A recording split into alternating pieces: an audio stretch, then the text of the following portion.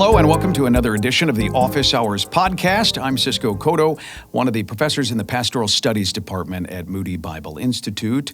My guest today, Caleb Mackenzie, who's been here for quite a few of these. It's always good to have you.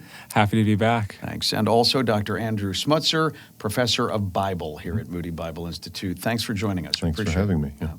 We are talking today about the discipline of friendship. We've been going through each chapter of Disciplines of a Godly Man by Kent Hughes. And today it is the discipline of friendship, which I think we can all agree is of varying levels of difficulty for men. Mm-hmm. I think in terms of a book that came out a long time ago called Bowling Alone, which was a sociological book describing how we don't necessarily do things in community the way we used to. Right. And this seems especially to be true with men and their friendships. Mm-hmm. Have you noticed that it's just more and more difficult for men to have those kinds of close connections? Oh, I do. I think it's increasingly difficult. And I think the complexity of society, the breakdown of family, the lack of solid male mentors, the redefinition of things like Boy Scouts, I mean, on and on it goes. All of these are props, I think, that are getting knocked out from helping men define rich friendships, realizing it's a lifetime pursuit, realizing it's a vulnerability that's worth having. Yeah, I think there's a number of reasons why this is a serious issue and a growing issue, and also uniquely within the church. So has it been some sort of a societal change? I think in the old days before I was around, the Moose Club, the mm-hmm. Elks Lodge, mm-hmm. These organizations right. to the name, Bowling Alone. My parents were on bowling leagues with all my aunts and uncles. Right. And so is this something that seems like it's been there for a while, or there's just something in, I don't know, 30, 40 years that has changed this? I think for our folks and our grandparents' generation, it might not have been flexible, but what they had was very efficient. And today, we don't even really have those. And to a younger generation, they have grown up thoroughly immersed in technology. And for a lot of men, that means getting lost in immersive gaming. And this has further isolated as well as created a fantasy sense of reality. So now it's not really the skills of face-to-face dialogue and the rich banter of that. A gaming generation struggles with facing the raw relational reality that we have around us. Well, but they think that gaming is friendship. They think that I have my buddies on the headset. I'm mm-hmm. talking to my buddy, mm-hmm. even though he's in his house along the way. My online friends. Yeah, my online, exactly. My online, that's really good. My online friends. They at least think that that's, sure, I have friendships here. And that confuses connectivity with intimacy. That's really good. And you brought up a lifetime pursuit of friendship. Yeah. And I think that that's so interesting to me as I, just in the first couple stages of my life and you guys mm-hmm. being older, wiser, pastors and now professors. Can you speak to how it has changed as you've gotten older in terms of the different seasons of your life and how it has been easier in some respects and harder in some respects to keep friends and find friends and have that community? That is true. I think friendship also goes through seasons. And no one's saying that it is static by any means. Of course not. But the fluidity and flux of natural friendships has only been exacerbated by a much more transient society, by far more moves, by new generations that are looking for fulfillment and affirmation in jobs and where they live, and that makes for more moves.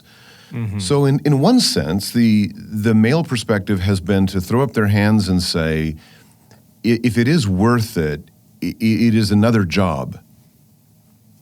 And I think men today fear incompetence more than loneliness. And so they don't think it's worth it anymore to try to hang on to these and develop it, particularly as you get older and you realize people do change, seasons of life do change, but they don't really believe it's worth it. It's too hard. And we haven't even begun to talk about the feminization of men. how are we allowed to feel? That's a whole other issue. Yeah. Punch in on that for a second of what you said of men. Fear incompetence. Yeah. Yeah. The worthiness of men is too often viewed as what they provide and how efficiently they work. Now, to a certain degree, men have bought into this themselves. But a rising prenup culture also defines the man by what do I have should things go south? And he knows his value, his marketability, market value, is in what he provides. And as you move particularly into the secular culture, you are what you possess. You are your toys. So this has made things really difficult. Transition to the Christian culture and to the church. We don't party on the weekends. That's not what we live for. That's not what our values are. But that doesn't mean that we have any more friends or any more fellowship to draw from. We are still, as a subculture, defined by our value. How many poor elders are on the elder board? So these are issues that the church also needs to wrestle with and grapple with. I'll leave it right there for now. I don't want to digress because it's about friendship, but I'm thinking in general when it comes to men. Yeah. The feeling of incompetence is what drives them out of marriages or out of children's lives. I would rather not be here than to not be good at this. Correct. And so I would rather abandon my children, abandon my wife, and because I don't want to look foolish. That's right. And I guess I've never connected that to friendships before, but I'm tracking with you. It's very, very similar. I don't want to look like an idiot to this guy. That's right. So I'd much rather just be surface level at a party, as opposed to actually have a friendship. Yeah, tolerating the superficiality versus struggling with the attempt to find intimacy. That's hard enough within the life cycles of a marriage. The other thing too is, unless you're in the culture that is golfing, that is boating, that is skiing, that is riding $3,000 bikes, how many options do you have left? So what a lot of men do is they content themselves, I think, with busyness as a substitute for fellowship. But men are sadistically good at this. We can be very busy and confuse that with fellowship. It's not the same thing. And that takes some focus, I think intentionality and willingness to step into each other's lives. Not all over each other's lives, but step into each other's lives for meaningful interaction. But that's an art. That's an art. Yeah. So we've painted this dark backdrop of here's American culture, here's the problem, not just out there, but even in the church, right? So reality can be dark. Yeah. And so what is the Christian vision for an intimate, abiding, vulnerable friendship of the same sex? I think the church is genuinely, I think, trying to offer meaningful interaction, teaching, times of fellowship and eating and other activities, retreats. I think these are meaningful things, but not every generation sees it as the salve and the answer and the intimacy that it may be intended. How many younger generation of young married men come to Saturday morning breakfast? It doesn't exactly meet them as it did for an older generation. Maybe they need something else. Maybe they need a basketball tournament. Maybe they, book clubs. Our grandparents didn't go to book clubs. But if you want to, frankly, crack open some drinks in the garage, in the man cave, that's a great space for men, historically speaking. Not so much the carpeted basement of the local church. I think we can do a lot better here. This is something we need to lean into. But until there's an addiction issue, most men don't willingly enter vulnerability spaces. Yeah, because you touched on feminization. Correct. And I think there's I agree with you on the feminization of men, but it also seems as though the picture of what you're talking about here of true intimacy, true deep relationship Right. with another man Right. has been turned into something that is inherently feminine. Yes. And so that makes men say, well, the women sit around and talk about their feelings and their lives. Exactly. And that sort And of I'm not going to do that. And I'm not going to do it. I'm not a woman. I'm not going to do that. Yeah. Well, and that's how an older generation would have drawn those lines. Those lines were very distinct for our parents and grandparents. Those lines are increasingly quite fuzzy now. And so, yeah, I think the co-opting of pain by more feminine definitions, the co-opting of what healing means, the co-opting of what conversation means, the co-opting of certain events. Unfortunately, I think men have had to move. And I'm not sure the transfer has been successful. And so we need rich opportunities and spaces that aren't always so tightly defined to help men find this fellowship. That's much needed, but it's not going to be one or two things. I think it's going to be a collective weight of many things that's going to help with our contemporary. Can we look to a biblical example? Is it easy to say David and Jonathan? Is that really what it is often made out to be? I know Hughes talks about that in the book. David and Jonathan, I think, is a great place to begin. It's a very poor place to end. Okay. That is a friendship in a time of crisis. And we need those. Those are realities there. But ongoing friendship, I think, is going to have to be something we cultivate. We lean into, we help each other out. And as Hughes acknowledges, it's not because you have everything in common, but you have a common vision. And you lean into that and you help each other out. But we're so transitory and we're so digitized and non-corporal now that we struggle to lean into each other's lives in the weekends. I think, what are some other examples? Jesus, the way he interacts with Lazarus in Bethany, he had other friends of various economics, strata as well. But we're not a high context culture. There are many things that we don't assume anymore. We have to define everything. And this is laborious. This is exhausting. And a lot of men don't have the time for that or the energies. Yeah, and it's costly. It's costly. And I don't know if it's going to be worth it. Yeah. And by the way, is a ski trip the only way, the only context for these kinds of things? We're not a pub culture quite like the Brits are. But we need things and spaces where we can go and learn to fellowship.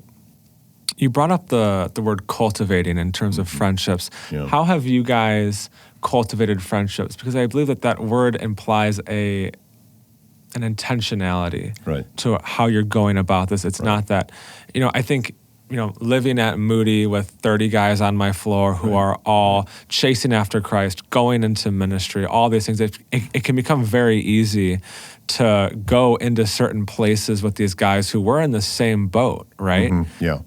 But how have you guys had to be intentional outside of, your undergraduate experiences? Yeah, I feel the more I'm in this book, the I don't know, guilty, ashamed. I don't know convicted. Convicted. I don't know how I describe this. In all honesty, I would say, and we'll say the last 15 years, maybe 20, I would say I've had one true male friend where there is that mutuality, where there is that depth. I could maybe I'll put two people in this category, but because of relocation, which we talked about, one of those friendships it just sort of changed. But then to turn around and pivot and go, okay, now I have to try to build another friendship where we both want to grow and we both want to help each other and we both want to. It was just a lot. I'm ashamed to say it was a lot. And so it took a long time for really what ended up happening is the Lord just bringing me together with another guy. And our wives got along really well. And it became this perfect opportunity. Which is important to us in our culture. Yeah. It is important to us. And maybe to a certain level, we as men need that. We need the support structure of a meaningful female, level too. I think that part of the retooling that Caleb raised earlier, I think if there's a pivoting in a new, fresh direction, it's going to have to include remembering the church is our ultimate family. Let's refocus on drawing friendships from the family of our heavenly citizenship. We've fallen, I think, too far out of the pocket of the church family and tried to develop platonic friends all around out here. And that has its place. But I think it is more biblically and richly orienting to our life and our design to draw from the family of God. I think that requires some thinking and some intentional work to operate with our local church family. It would seem like that increases the opportunity that we're wanting the same thing. We have the same values. Right. We're looking for Christ-likeness and that sort. Right. Not that you can't have close non-Christian friends, but you're just not. Right. You're not heading in the same direction. No, the worldview is different. The view of suffering is different. The view of so many different things, from divorce to children to, is radically different. I think we are such a transient culture that it might sound nice to draw our friendships from the family of God, but we fly everywhere, we travel everywhere, we have so many different kinds of things that, take our time and attention. We're not used to focusing on the family of God, and this is not helping. I think these are some of the struggles that we're going to have to wrestle with, particularly as men, because you're right. I'm glad you say you have one. I'm glad I can say I have at least two that I can lean into. But I realize that is such a prized, precious possession to say you have that. As I look back at family and parents and grandparents, I'm not sure they had that. Yeah, not any sort of depth in any way. I mean, it's surface level. We bowl together. Yeah, right. We're bowling together. Yeah. But busyness isn't the same thing as the needed richness. Yeah. And that might lead into a question that I had, which was, how would you describe the difference between like a service and brotherly love versus like a deep friendship? And maybe brotherly love would be built in there. But I think some people, they don't even have this dictionary. They don't even have this category for the level of intimacy with a friend or even just a person who isn't their spouse, Right. So state your question again. How would you, or I guess, what is the difference between a more acquaintance, this is a guy who I bowl with, and, we talk for a couple minutes walking to the car about, my wife and I got in a fight last night. Right. Versus, I'm thinking of my twin and I are about to stand up in our best friend's wedding as the best men, and we regularly get together and just grill each other about our lives and in like an accountability, really healthy, godly way. And it's wonderful. And so can you talk about the difference between those two and the vision for the latter? Yeah, I mean, it's a rich question. It's a loaded question. I am no sociologist or, historian of relationships like that. But I think there may be a number of areas in which we have these meaningful, helpful, pragmatic relationships that speak into various aspects of our lives. So one of the things that guys do is they'll have friends at the gym, they'll have friends at work, they'll have friends at the library, they'll have friends. It's very difficult to find somebody who speaks into a number of areas of our life, because that takes work, that takes cultivation, and that takes incredible vulnerability. We compartmentalize our lives, probably both to sate our own conscience, as well as to even confuse multiple friendships with meaningful intimacy. It's not the same thing. The willingness to sit through multiple seasons of life with one person and share the dreams, the failures, the successes, I think that's going to go to a lasting friendship that marks you. You've chosen to walk into each other's hearts with velvet shoes. And you know that. But you can't manufacture those. Those are deeply drawn out over a lifetime. And again, we're so transitory. I love your point about the dorm life, frankly, because at Moody, that's one of the most unsung advantages and assets that we have, where young men learn to lean in and wrestle and communicate and argue redemptively and go through tragedies with each other. That is so formative. And they don't fully realize that that's going to really pitch down once they leave. But that's part of the Moody education. I love it, I believe in it, and I'm so supportive for the male students in that. But one is going to have to, kind of like we say now with health issues, you have to chase them. You have to chase your health now. You have to chase the needs you have relationally and in terms of friendship, seeking those things out now. And that's a priority because it's easier to fall back into that life of the gaming and the fantasies that never call you out. How challenging is it that there's, because you touched on this a moment ago, that there's, we are a society that values a formula. I want 6 steps to accomplish whatever it is that I'm going to accomplish. That's true. Please tell me exactly what these are. And yet, they're cultivating a deep friendship. There's really not a B, C, D deep it's not relationship. Linear. Yeah, you're right. Yeah, No, you're right. it's not linear. That's not to say, before I completely knock over that pin, it's not to say that there is not some wisdom in this. There is. And you're not denying that. But it's not something you're going to find on Pinterest. This is something you have to shape and chase and define yourself. That takes work. That takes a kind of staying power.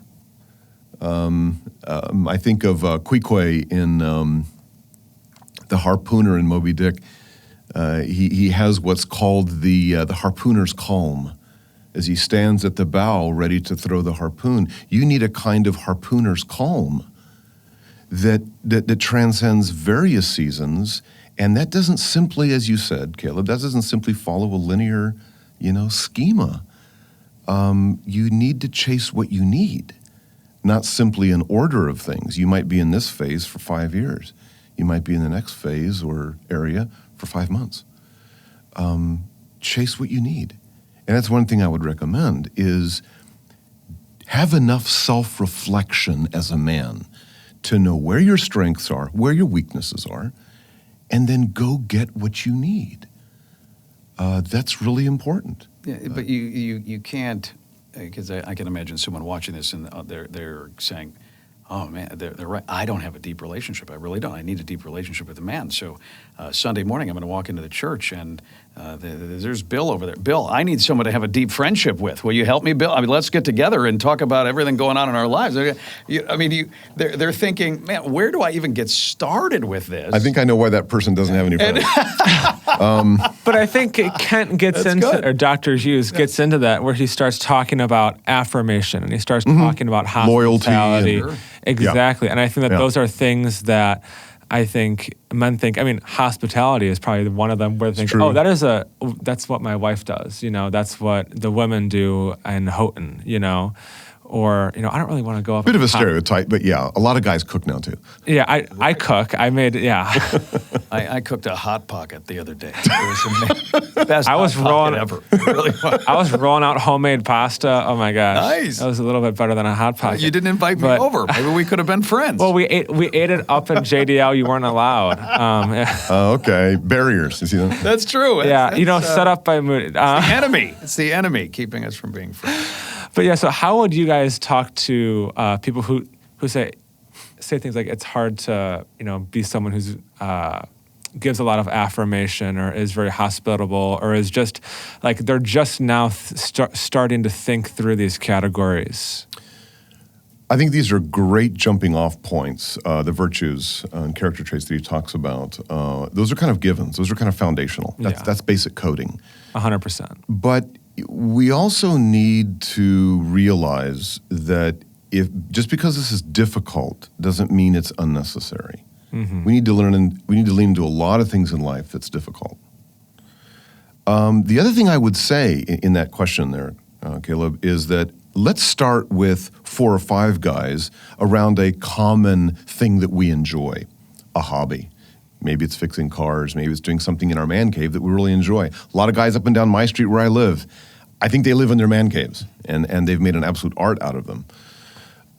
But as we get to know the 4 or 5 that take a little bit of the heat off of 1 and 2 people at a shot, then we can start narrowing down to, you know what, we click better.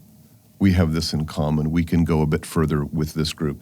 But if you pressurize 2 people, particularly as men, I'm not so sure that's going to work, particularly to the guy that comes into church and says, I need a friend.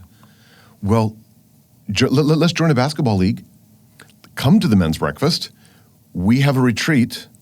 There's a marriage conference. There's a number of things I think that person can be initially immersed into. And then they'll learn a little bit more about themselves. Well, why don't you chase this? Let me introduce you to somebody else that has a similar concern or gifting or interest. Versus, we're going to do friendship now. Yeah. If that hasn't worked for 32 years, it's not just going to start on 33. This is something we have to ramp up to. Is it important for many of the people watching this, either are pastors or will be pastors, is it important for pastors to cast a vision for this to the men in their congregations? Hey guys, we need this. This is, I need this, you need this. That's a great angle. That's a great question. You know what? Pastors are some of the loneliest people, per se. And there are tough reasons behind that, because they carry heavy burdens. They're supposed to be adept at everything, which of course they're not. But they also need a cadre of people that they can let their hair down with. And a lot of them go golfing for that reason, right? And they can just kind of be one of the boys. Unfortunately, a lot of these terms and phrases, as I just say that, have been stereotyped and have been demeaned within the culture. Some of these terms need to be, reclaimed. Redeemed, yeah. Redeemed, absolutely. Pastors can be extremely lonely, and they're not on top of everything they have to talk about. But they can genuinely say, I need help here, within their elder board, within their diocese. I need help here. Would someone be able to meet me halfway on this issue or this issue? I think I'm getting depressed. My wife is having difficulty. I need someone to come alongside as a help. Shepherds need sheepdogs to come alongside and help bear the load, to help move the masses. They cannot do it all. But ironically, they're some of the loneliest people. And that's why you ask a pastor often how they're doing, and they'll tell you what they're doing, because they're masking that relational need with busyness. And we need to give them the freedom to step aside sometimes. Well, they're afraid they'll get fired if they tell you I'm struggling. I'm well, struggling you're right. with something. Oh, well, then we want the guy who's not struggling. Well, if that's the case, then they probably need to move on to a different church. Yeah, you're probably That's a whole different view of sanctification. Yeah. No, you need a wounded warrior who knows what wounds look like and how to bandage wounds, by the way. To your point, that's a good point, but it's sad. For men who, I was speaking to Christian men, Christian men right. who would say, oh, okay, I get it. Yeah, that'd be positive. But I don't need that. I'm okay. I don't need that. Can we say as a Christian, no, this is something that you need? I don't know if we necessarily need to say, thus saith the Lord or something. Right. It's not but an can edict. we say, right, it's not an edict, and yet can we say wisdom would say this is something that you should do? No, how do we frame it? I think you're right. You know what, even if they don't, for the sake of discussion, even if they don't need that, then someone else needs their mentoring. Then someone else needs their wisdom. Then you know what, model for the younger men. Then maybe take a break from your Sunday school class, go teach junior high boys. Just because they don't need it doesn't mean that there's not a place for them to exercise that service and help model and bring up the next generation in some of these principles and some of these important lifestyle choices. As we wrap this up, I want to give you an opportunity to speak to the younger men. There are men at Moody. There are men even beyond watching this who are wrestling with this. What does it look like? Can I do it? Should I do it? I'm risking myself if I'm vulnerable, and there's just so much wrapped. Also, it's costly, and I'm a little self-absorbed. No, in well my said. sin. It's difficult. What I don't know, word of advice or wisdom, or what would you say to those young men who are still kind of on the fence about this? No, that's a great question. And I think there's a number of layers to that deserve to be unpacked. You know, a woman seeking a quality man should also look into his friends. If he is a loner in the dangerous sense of it, what is he expecting her to become? So there's a number of avenues I think worth chasing in this. I would say to the young men today, practice getting outside yourself. Learn to laugh when laughing is appropriate. Watch the laughter when you should be crying. There's a time and a place for all of these various expressions. But don't hide behind domain names. Don't hide behind your technology. Don't hide behind pseudo realities that, frankly, I know and you know as older married men are not going to suit you well down the road. They're going to come back to bite you. But get out there, find an older person, which is another thing I think that younger men can do a better job of doing. I hear the wag to that, well, they need to be invited. Well, that's fine. But for right now, they need to look for Pauls older than them, right? That can help mentor. Come over to a man's house, and his wife for that matter, but come over to a man's house in the church. And once a month or twice a month, just sit down and shoot the breeze and ask questions. Lean into the wisdom. And it's confidential. The older man's going to acknowledge he struggled in similar ways. But I think always listening to your own speak, your own terms, your own latest expressions. Get outside that a little bit. Get outside the bubble of that one, layer of life. And I think that's how the older men can help the younger men. That's how the older men can learn what the younger men are going through.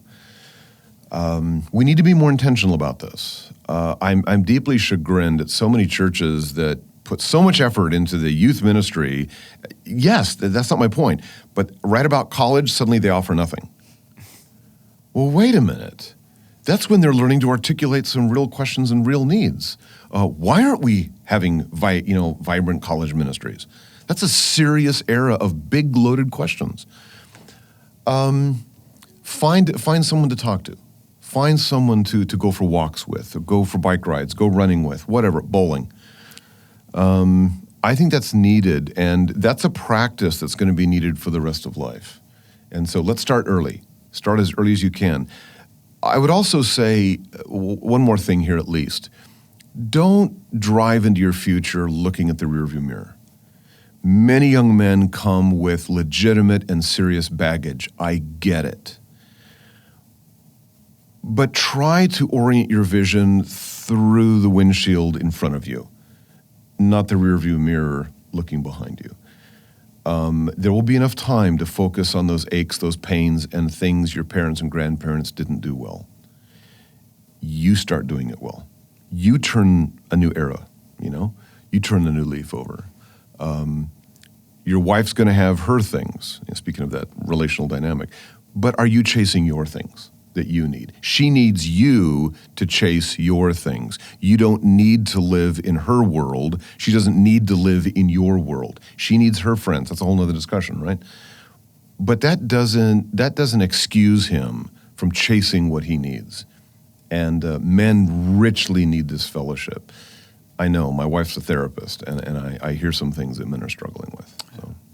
Such great wisdom and insight. Really, really appreciate you spending some time with us. Thanks. Well, thank you for having me. Thanks. Dr. Andrew Schmutzer, professor of Bible at Moody Bible Institute. Caleb Mackenzie, a student here at Moody. Always enjoy your questions and insight, and thanks for being here, Caleb. Yeah, thanks for having me. Yeah. Thanks. I'm Cisco Cotto. Thanks so much for joining us yet again on the Office Hours podcast. We'll see you again next time.